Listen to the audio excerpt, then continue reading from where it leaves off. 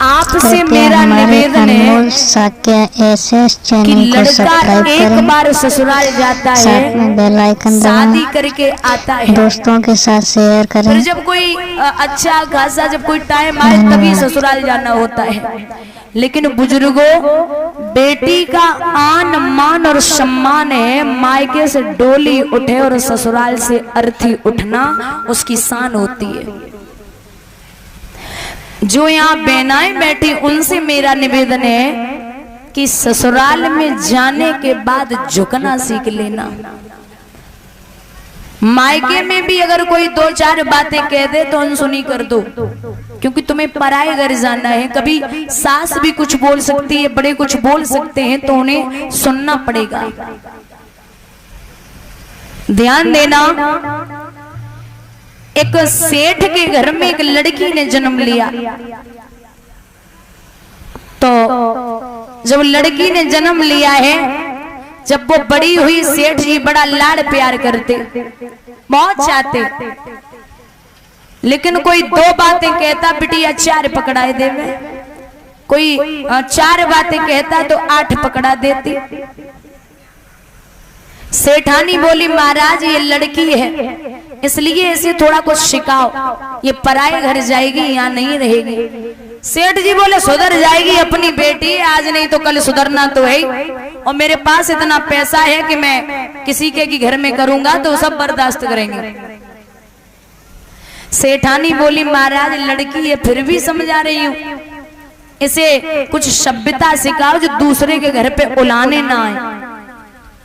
सेठ जी बोले तुम भी थोड़ा कम बोला करो, हमारी बिटिया अकेली है, बड़ो लाड़ प्यार है, सुधर जाएगी। और बड़ी हुई, शादी के योग्य हुई, लेकिन जवाब देना नहीं भूली।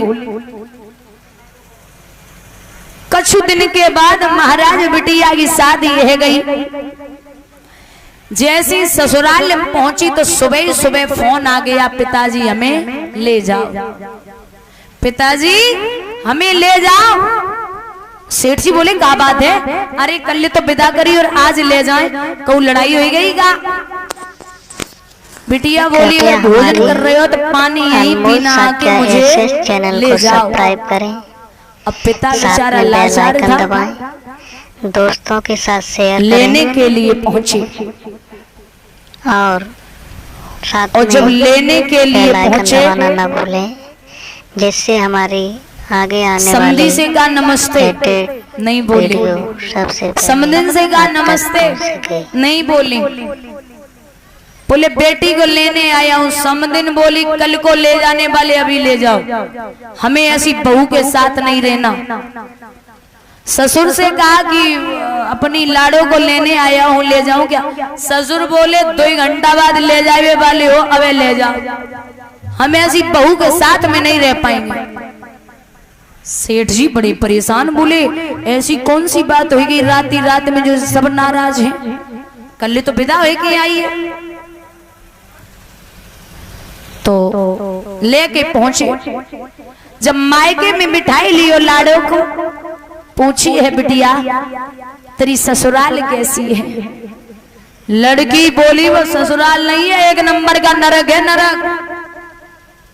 अरे अच्छा तेरा ससुर कैसा है? बोले 1 नंबर को राक्षस। अच्छा तेरी सास कैसी है?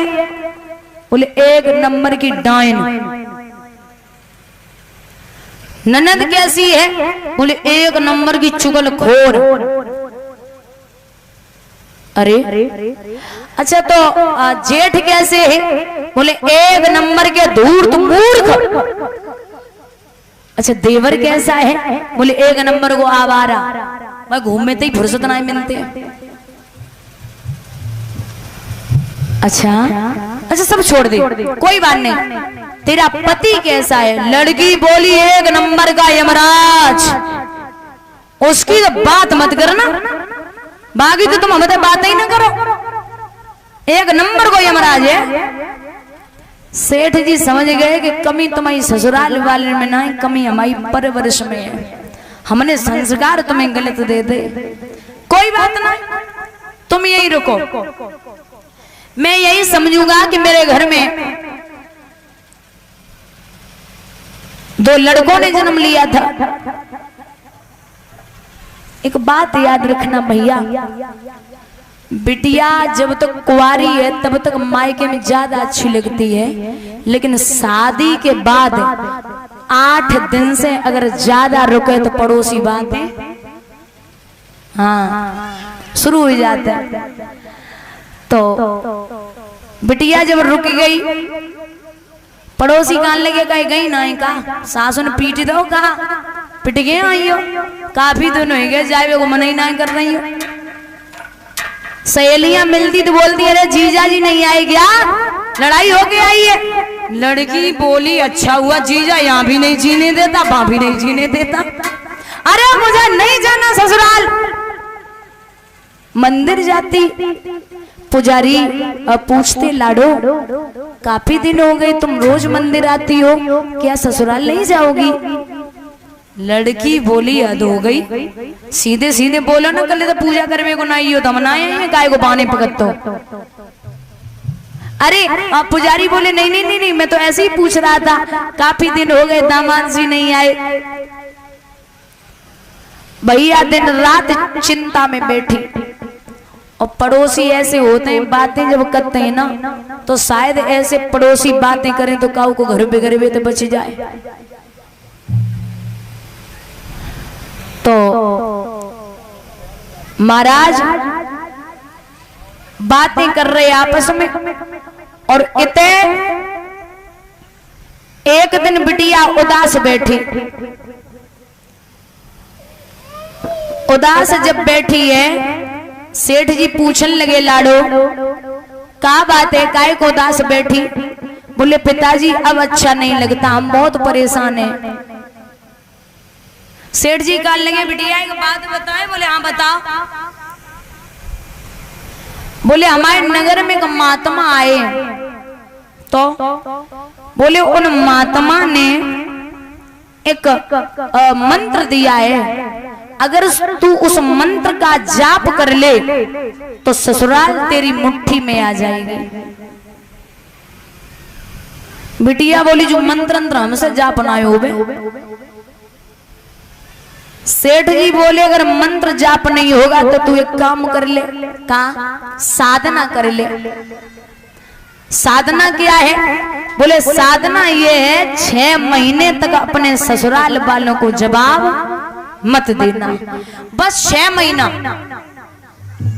बिटिया बोली तुम 6 महीना कह रहे हो, मैं 1 साल ना नहीं ससुराल हमारी मुट्ठी में आ जा, फिर तो हम देख नहीं समय। चलो छोड़िया, छोड़वे को चले सेठ जी, तो ससुर ने जो देखो बड़ा गुस्से में।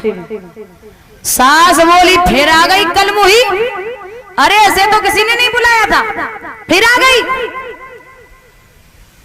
परेशान।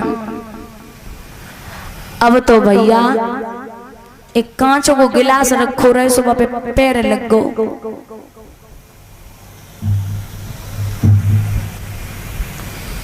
एक कांच को गिलास रखो रहे, सुबह पैर लग गो। ससुर बोले अंधी है क्या, आते ही आते बर्तन फोड़ने लगी। लड़की ने पिता को चेहरा देखो, बोली बस 6 महीना रुक जाओ, जो खोपड़े ही पे ना फोड़ो तो मतलब कोई का कहे। आज पिताजी खड़े था, हम कुछ ना बोल सके, तुम 6 महीना रुक जाओ।